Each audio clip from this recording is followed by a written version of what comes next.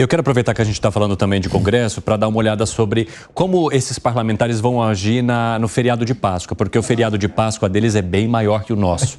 Eu queria muito ter um feriado de Páscoa igual o pessoal do Congresso. Se fizer a pesquisa agora, cai. Se fizer a pesquisa agora, já vai tomar tiro na pesquisa. É uma mega folga de Páscoa que foi combinada também com o presidente da Câmara, Arthur Lira.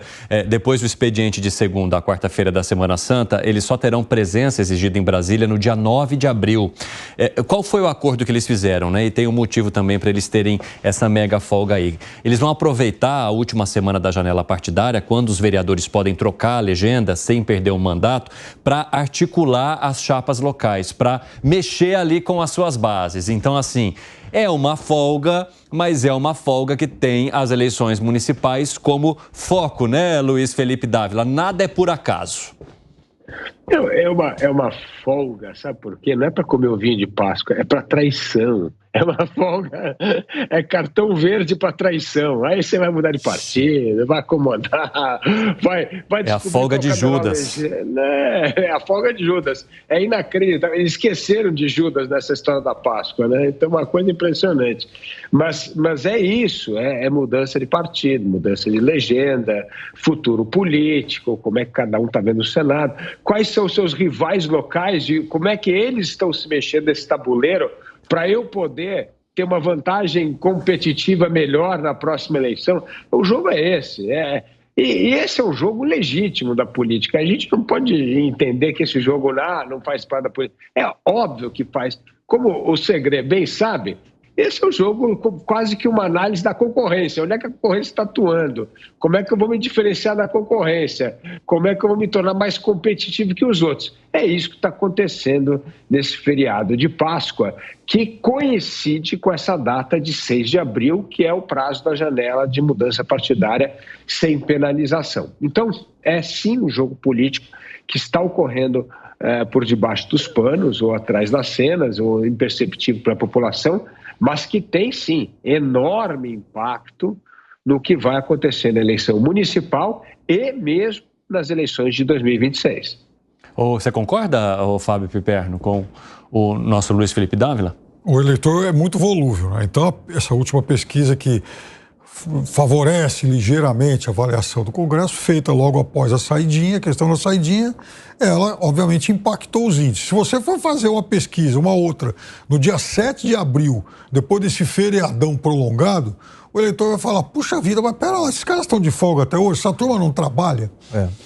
Então, né, eu imagino que o resultado talvez fosse ser outro, porque o eleitor também não quer saber das definições desse xadrez político. Olha, estão de folga para resolver questões aí de coligações locais, por exemplo. Agora, ok, é do jogo, isso é inevitável, então que isso seja compensado depois, em algum momento. Vamos trabalhar mais, porque tem um monte de coisa para ser aprovado, inclusive a questão da reforma tributária que não pode continuar no freezer.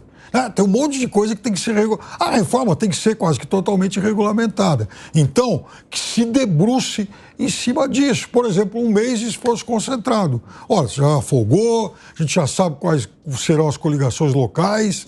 Serão mais de 80 parlamentares competindo nessa eleição, né? 23 do PL, um monte do PT, que são os dois com mais deputados candidatos, ou pré-candidatos pelo menos. Então, tudo isso lindo.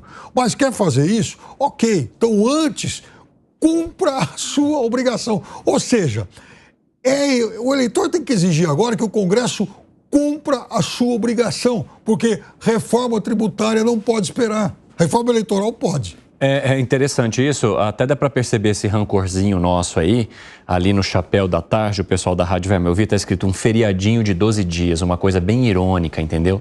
Bem acidinha assim, né, para dar aquela cutucada em quem tá acompanhando, principalmente nos parlamentares. Fala, seu Gustavo Segré. Fiz contas, fiz contas. R$44 mil, números redondos, é o salário de um deputado, um senador, dividido por 30 dias... imaginando que seria por cada dia do mês, e não apenas os trabalhados, dá R$1.460 por dia do mês que ganha um deputado. 12 dias, dá R$17.600. Quando qualquer pessoa... Salário mínimo por dia. Então, olha que lindo. E a pessoa que, por exemplo, não chega ao final do mês e ele vê que tem a possibilidade de folga, ele não descansa, ele tem que trabalhar, fazer um bico para conseguir pagar as contas. Enquanto o deputado, um senador, ele pode ir folgar. Total, nós que pagamos o salário. Isso mostra a diferença, a distância que aquele cidadão normal do dia a dia enxerga do político, em todos os benefícios que o político tem.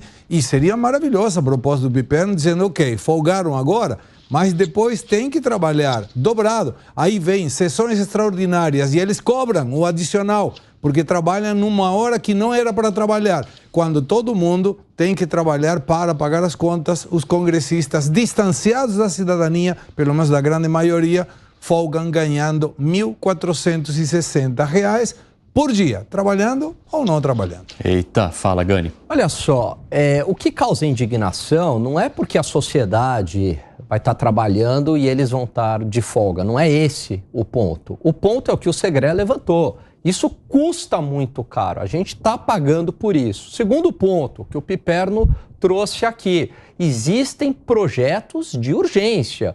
Piperno citou a reforma tributária. Eu diria que não existe ainda a reforma tributária, porque a reforma tributária sem definição de alíquota de imposto é rascunho. Vamos falar a verdade, não tem ainda uma reforma tributária. Há uma ideia, um esboço de reforma tributária. E o terceiro ponto é que o parlamentar, uma celebridade, que quer que seja uma figura pública, ela tem o dever moral de dar o exemplo, aí no caso pelo trabalho. O Brasil é meio que campeão de feriados, né? Isso explica até em parte um pouco o crescimento econômico baixo, né? Porque à medida que há um feriado, a economia ela não está produzindo tanto diante de um dia normal. E aí tem que ter esse exemplo, tem que vir de cima esse exemplo, né? Então muita gente acaba entrando para a política, por quê? Porque é cheio de benesses, porque o salário é altíssimo, porque tem muita folga. E é muito ruim isso, porque esse tipo de incentivo atrai maus profissionais para a política ou profissionais da política, que vão viver da política, e não pessoas que queiram realmente modificar o país. Bom, Gustavo Segré, vou aproveitar que você também voltou de férias, né? Férias do tamanho do feriadinho que vão ter aí os deputados e senadores. Férias, aí é férias. Eles vão ter férias também. Você viu, né? Já tem a resposta pronta, treinou na frente do espelho. Uma pergunta rápida e objetiva para você. Você esperou que, ao voltar do seu descanso, você teria a resolução da fuga lá de Mossoró, no Rio Grande do Norte? Você está cutucando. Não, você estava com essa expectativa ou não? Você chegou a pensar, tipo, eu vou voltar e tomara que quando eu volte já esteja resolvido para eu analisar só o pós e não o durante. Você sabe que aqui tudo é relativo, até a extensão do quilômetro. Por quê? No dia 15 de fevereiro, mais ou menos, bem próximo da data em que os fugitivos fugiram, o ministro Lewandowski mencionou, está num rádio de 15 quilômetros. Bom, 15 quilômetros, vamos colocar a quantidade de gente que precisa ser colocada e vamos pegá-los de novo.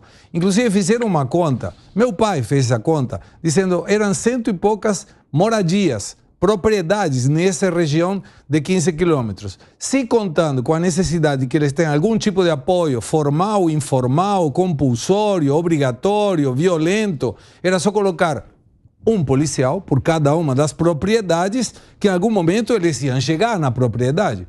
Isso não aconteceu. 15 de março, volta o ministro Lewandowski a mencionar, não, eles estão nos redores da prisão. Então, ou a prisão é muito extensa, ou os 15 quilômetros são muito maiores que 15 quilômetros, ou alguma coisa está acontecendo. Mas fica muito claro, incompetência do Estado, não interessa ideologia, Estado, incompetência do Estado, aprovado. Benefícios dos fugitivos, maravilhoso. Ou seja, 2 fugitivos conseguiram burlar toda a força do Estado Federal de uma nação que não conseguiu prendê-los. 15 quilômetros não eram 15 quilômetros.